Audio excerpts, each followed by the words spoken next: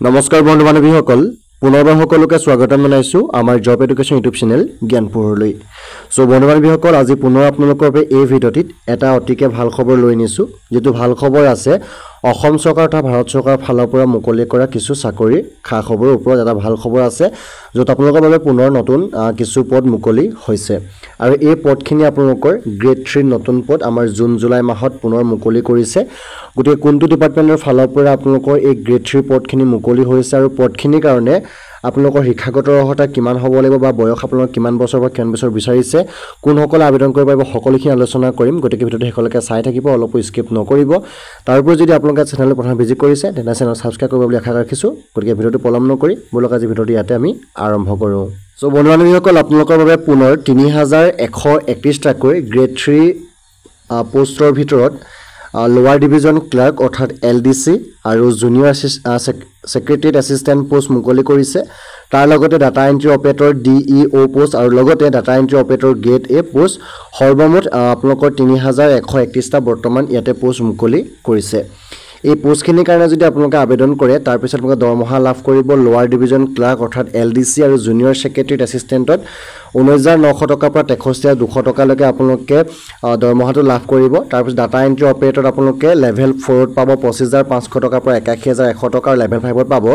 29200 টকাৰ পৰা 92300 টকা পৰ্যন্ত আপোনালোকে দৰমহা লাভ কৰিব আৰু তাৰ পাছতে যেটো data entry operator grade A তাতে আপোনালোকে লেভেল 4 হিচাপে 25500 টকাৰ পৰা 81100 টকা আপোনালোকে দৰমহা লাভ কৰিব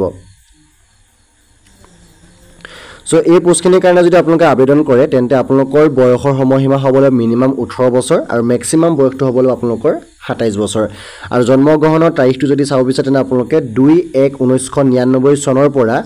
1/1/2018 ভিতৰত জন্মগ্ৰহণ কৰিলেহে আপোনালোকে এই পোষ্টটোৰ কাৰণে আবেদন কৰিব পাৰিব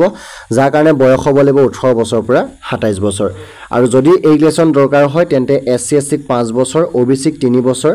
পিডব্লিউডি 10 বছৰ পিডব্লিউডি যিসকল ওবিসি হয় তেওঁলোকক 13 বছৰ এসসি এসটিক 15 বছৰ আৰু ইএসএমক দিছে 3 বছৰ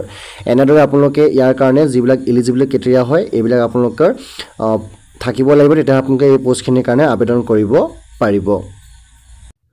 সৰ্বমুঠতে মিলাই আপোনালোকৰ এই 3131 টা গ্ৰুপ সি পোষ্টৰ কাৰণে আপোনালোকে যদি আবেদন কৰে তেন্তে চাইলক কোনটো ডিপাৰ্টমেন্টৰ ফালৰ পৰা এই পোষ্টখিনি মুকলি হৈছে এইখিনি পোষ্ট আপোনালোকৰ আহিছে এসএসসি অৰ্থাৎ ষ্টাফ সিলেকশন কমিশনৰ ফালৰ পৰা যিবিলাক আমাৰ সিএইচএসএল পোষ্ট হয় অৰ্থাৎ combined higher secondary level post হয় যিখিনি আমাৰ 2025 চনৰ নিউ ভ্যাকেন্সি হয় যত আপোনালোকৰ 3131 টাকৈ এলডিসি জিএসএ আৰু ডিইও আৰু লগতে গ্ৰেড এ আৰু ডাটা এন্ট্ৰি অপাৰেটৰ পোষ্ট আপোনালোকে এটা মুকলি কৰিছে এই পোষ্টখিনিৰ কাৰণে যদি আপোনালোকে এলিজিবল হয় তেন্তে আপোনালোকে কি আপোনালোকৰ শিক্ষাগত থাকিব লাগিব ভালদৰে চাই লওক আপোনালোকৰ শিক্ষাগত অৰ্হতা বিচাৰিছে ডাটা এন্ট্ৰি অপাৰেটৰ অৰ্থাৎ ডিইও আৰু গ্ৰেড এ পোষ্টখিনিৰ কাৰণে যিখিনি আমাৰ ministry of consumer affairs food and public distribution and ministry of কালচাৰৰ ডিপাৰ্টমেন্টৰ ভিতৰত হয় এই পোষ্টৰ কাৰণে যদি আপোনালোকে আবেদন কৰিব বিচাৰে তেন্তে আপোনালোকে 12 স্থানত হ'ব লাগিব ইন সায়েন্স ষ্ট্ৰীমত হ'ব লাগিব অৰ্থাৎ আপোনালোকে 12 পাছ কৰা হ'ব লাগিব সায়েন্সত লগতে আপোনালোকৰ সাবজেক্ট থাকিব লাগিব ম্যাথমেটিক্স হিচাপে আপোনালোকৰ এটা সাবজেক্ট থাকিব লাগিব আৰু যিবিলাক আমাৰ এলডিসি জিএস আৰু ডিইও আৰু লগতে ডিইও গ্ৰেড এ যিখিনি পোষ্ট আছে এই পোষ্টখিনিৰ কাৰণে আপোনালোকে মাষ্ট বি 12 পাছ কৰা হ'লে হ'ব যিকোনো এটা ষ্ট্ৰীমৰ ফালৰ পৰা বা তাৰ ইকুইভেলেন্ট হ'লে আপোনালোকে পোষ্টখিনিৰ কাৰণে আবেদন কৰিব পাৰিব যাৰ কাৰণে আপোনালোকৰ বয়সৰ সময়সীমাটো আমি ক'লো যে 18 বছৰৰ পৰা 27 বছৰ বয়সৰ যিসকল কেণ্ডিডেট আছে 18 বছৰৰ পৰা 27 বছৰ বয়সৰ যিসকল কেণ্ডিডেট আছে তেওঁলোকে আবেদন কৰিব পাৰিব আৰু লগতে আপোনালোকে এগ্ৰিগেশ্যনবিলাক ল'ব পাৰিব সো পোষ্টখিনিৰ কাৰণে যদি আপোনালোকে আবেদন কৰে আপোনালোকৰ আবেদন ফিজ থাকিব 100 টকা ইউ আৰু ওবিসি কাৰণে বাকি এসসি এসটি পিডব্লিউডি আৰু ওমেনৰ কাৰণে কোনো ধৰণৰ ফিজ ইয়াতে ৰাখা নাই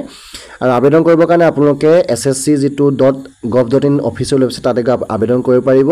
আবেদন আপোনালোকৰ 23 জুনৰ পৰা আৰম্ভ হৈছে লাষ্ট থাকিব আপোনালোকৰ 18 জুলাইলৈকে আপোনালোকৰ লাষ্ট থাকিব আৰু ইয়াৰ যেটো সিলেকশন প্ৰসেছটো আপোনালোকে চাব ইয়াতে আপোনালোকৰ দুটা এক্সাম হয় এটা হৈছে টিয়াৰ 1 এটা টিয়াৰ 2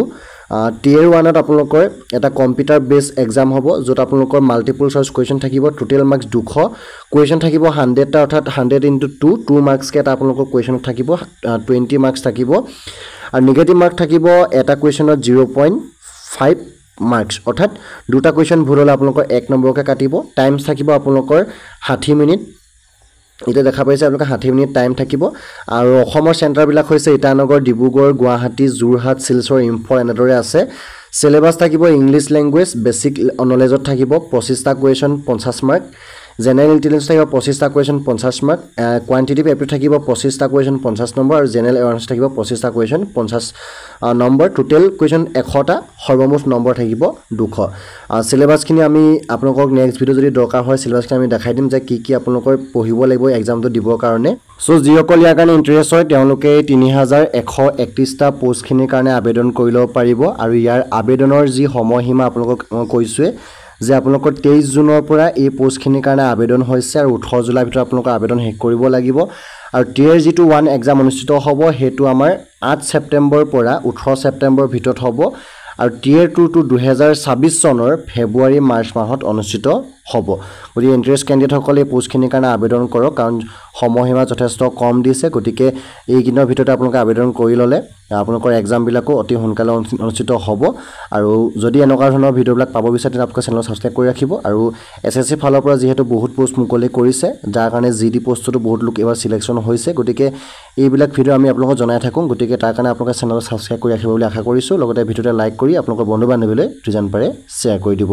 সো আজি ভিডিওটো ইমানেই আছিলে ধন্যবাদ জয় অসম জয় হিন্দ